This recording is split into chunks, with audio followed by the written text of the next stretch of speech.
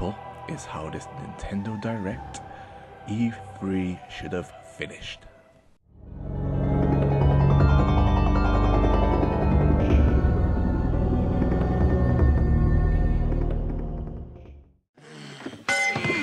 Bring out your dead! Bring out your dead! Here's one. Ninepence. I'm not dead. What? Nothing. Here's your ninepence. I'm not dead! Here. He says he's not dead. Yes, he is. I'm not. He isn't? Well, he will be soon. He's very ill. I'm getting better. No, you're not. You'll be stone dead in a moment. Hey, what's going on, people? I couldn't help but think of this sketch from Monty Python and the Holy Grail when seeing all the reactions to Nintendo's E3 Direct. But it's still funny. The bells are ringing, already for the future of the Nintendo Switch, according to many people who want every major title now and simply can't wait. The investors jump ship because of reactions to Nintendo's E3, convinced that it's not worth putting any more of their money into a company that failed to impress them this week. And of course, games media and haters alike like to chime in with their vast knowledge of the investment market, and also claim that this is a massive blow to the company, who has sold probably about 20 million units of their new console in just over a year, and a bit of its launch, has sold millions of units of software across their big titles, have indie studios flocking at their door because their games are selling more on this platform than all other platforms combined, and third parties are gearing up to launch quality software as well as exclusive software on what is without a doubt the most talked about system for over a year. But hey, the Switch is doomed, right? Because Nintendo didn't show Metroid and Animal Crossing at this year's E3. Now, let's talk about Nintendo's E3 and why I feel many were left feeling deflated, including myself in some small parts, and why I feel it was how they revealed everything at this E3, because I agree with what Ms. T said. Go and check out his channel. He's one of the boys on the Juicy Luke's podcast, but I'm sure everyone who's subscribed to me knows who Ms. T is, in that this E3 did indeed feel more like a regular Nintendo Direct update instead of a E3 focused Nintendo Direct, which normally has a lot more flair and pizzazz to it, due to the occasion. What Nintendo showed was not bad at all. If you go back, there was a lot of things shown, many of which I'm quite excited about. But in my opinion, they fudged it, all up with, probably the delivery of the Direct itself. Recently, I was talking with others on how this E3 Direct would open, and I was utterly convinced it would open with the usual Smash logo and either a new character reveal or your usual epic type of CGI show reel of the characters coming to life, and eventually the in-game footage following straight after. This alone already creates the type of hype that only Smash Bros delivers. But nope. We had your usual Direct intro jingle and logo, and straight into the new, into that new mech IP. That, don't get me wrong, looked utterly bonkers with some insane rock and roll music, but still, like with most new IPs, it's hard to get super excited about something literally nothing about, unless of course that trailer is really, really good. And the trailer for Daemon X Machina, whatever you want to call it, was good, but it wasn't mind-blowing, if you know what I mean, in terms of how you deliver a trailer. And I suppose you look no further than what I recently discussed with Sony and how they deliver their trailers for their AAA titles. Then I believe we went straight into Xenoblade Chronicles 2 DLC. So a game we've seen before, getting an update which we knew DLC was coming. So unless you're a big Xenoblade fan, it would be hard to get too excited about that. But once again, even though I found it pretty hyped because I thought it looked brilliant. Then you had Pokemon Let's Go, which we saw very recently. So once again, you kind of like, it's something you've already seen. You had a new Mario Party, but people people have been stung and burnt out by Mario Party games. For so long, it's almost hard to drum up some new excitement for that series. Although it looks like they are returning to the form of the N64 games. With this one, which is great news, and online was finally confirmed for it in some capacity with the mini games, and I believe then after that we had the sizzle reel, which revealed quite a few games with some surprises. But I felt that many of the games revealed in that sizzle reel deserved more airtime during that direct, and than the 2 or 3 seconds that were given. And finally, we went straight into the full Smash Bros. Reveal, which, if I look back at the trailer, I believe took up about 20 to 25 minutes of the direct, which was the whole direct then. Now, in regards to the Smash Bros. Reveal, I think this could have been handled, much better for the direct itself.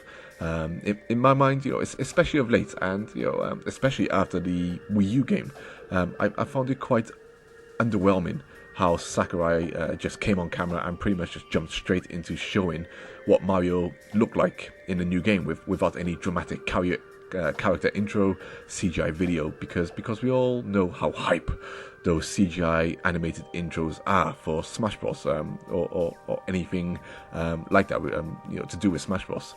But Mario jumps out of a pipe, and the next thing you know, you're being shown every character, and that's pretty much was, like I said, the rest of the direct. Now, I personally think Smash Bros. Ultimate looks, utterly incredible, and I believe without a shadow of a doubt that this will easily be the best Smash Bros. Ever. But I can also completely understand why some people might have looked at that Smash reveal as information overload, especially when Sakurai starts listing all the subtle changes to nearly every single character. Something I got my wires crossed with recently as I discussed it with a friend who said it was more like a patch notes update. And first of all, I thought he meant the whole direct in general, but looking back to actual Smash Bros. Reveal, I can't blame him for think like that. And he's not the biggest Smash Bros. Fan in the world, but he's interested, and he's just bought himself a Nintendo Switch, so he's starting to look more into some of these Nintendo IPs. So for an E3 press event or initial game showcase in that short space of time, I think it's agreeable that this type of information can be saved for the treehouse afterwards, or even its own individual direct. I mean, like I said, it went on for 25 minutes of telling you every subtle change in the game. It was pretty immense. Now, as a Smash fan, I was intrigued with many of these changes, but like I said, I can imagine how many people would have gotten bored with such stats, and that made the Smash reveal drag on for a lot longer than I felt like it needed to. But yeah, this Nintendo E3 felt more like a regular direct, and I even felt the even looking at the Fire Emblem reveal could have been done better, and that might have left more people once again more hyped. Although I was hyped by the trailer anyway. When you have your big AAA IPs, and like I said, Sony are great at doing this. You have to find a way to really show them off, and instead of just having them just appear with a little direct logo and then showing a trailer that is good, but also not exactly fantastic. Everything just felt like here we go, with no flash or panache, like I say, which is why it might have felt underwhelming for many, and at times even for myself. It was another reminder of how Nintendo don't look at E3 as the be all and end all, and also how they see the entirety of E3 as their reveal event in total, because later on we got to see additional DLC announcements for the inclusion of Shulk and Fiora in Xenoblade Chronicles 2, which was indeed awesome, and and also the launch of Octopath expansion for Splatoon 2, which looks great, as well as Hollow Knight releasing on the eShop that same day. Even though it's an older game, it might, trust me, this is a must play if you haven't played it at all on a Nintendo Switch. But as we know, at the same time, first impressions count, and whether Nintendo like it or not, that initial E3 Direct showcase is the main event that people are probably going to remember the most, and that should be designed to get people talking straight away and look forward to the Treehouse deep dive afterwards. So what I will say again is perhaps it wasn't so much the content itself that was seemingly lacking, perhaps more the way they delivered the new content that left many people feeling slightly down in the dumps. But it goes to show, how much hunger there is for the Switch at the moment. How that incredible first year left everyone's jaw on the floor, and it seemed like a near impossible task for Nintendo to ever top the next year, especially with killer titles like Breath of the Wild, Mario Odyssey, ARMS, Splatoon 2, Mario and Rabbids, Kingdom Battle, Xenoblade 2, etc. But I feel if you look at the release schedule for 2018, something that Nintendo just made a Twitter post about, and if I remember, I'll put it up on the screen. You'll see that there's a lot of great titles to look forward to, even if many of those titles are considered middle tier titles, and that's something I actually really want to discuss very soon in the near future in another video. Why middle tier titles are, in my mind, more important than top tier AAA ones when it comes to your console's life and library of titles.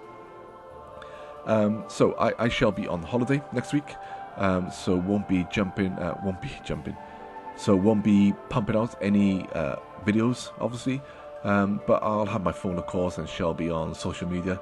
If I can, I shall try and get another video out this Sunday about my favorite game picks of E3. But overall, I thought Nintendo's Direct was okay, nothing mind-blowing. But inside there were still announcements that certainly piqued my interest. Of course, Smash Bros was exactly what I wanted it to be. Like I said, I am super excited for that game, and I think it looked great. And and all the other titles they showed. If you'd like a score, I'd probably give this Nintendo Direct probably a 7. Damn shame Yoshi wasn't there, or it could have ended, like this, and I think we would have all been very happy indeed, where it finally ends with that truly awesome Ridley reveal. I remember almost crying, actually after Ridley's reveal, because he watches Zero suit Samus flying out of the explosion after he killed her, but she flies out towards the screen looking mean as hell. And it was literally at that moment when I thought, it would transition perfectly to that first teaser gameplay of Metroid Prime 4, maybe, or the Prime Trilogy in HD, as I showed at the start. And if it had done that, then I think you would have heard a few less complaints, especially if it was the Prime Trilogy coming this year. But anyway, let me know your thoughts as always. Like I said, any comments are appreciated. I'll apply to all of them. And thanks for watching. And as always, peace.